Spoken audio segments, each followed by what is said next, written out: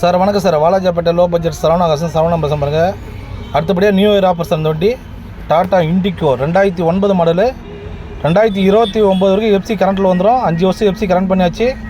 Insurance 9 மாதம் கரண்ட்டில் இருக்குது சார். தேர்ட் ஓனர் கண்டிஷன் வந்துடும். ஏசி பார்த்தீங்கன்னா சூப்பராக இருக்கும்.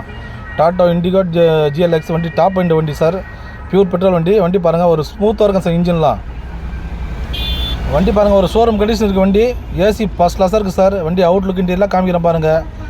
ஒரு தெளிவான வண்டி சார். சார் சரவணா காசை பத்திரிக்கை ரொம்ப லோ பட்ஜெட் தான் வண்டி கொடுத்துட்ருக்கோம்.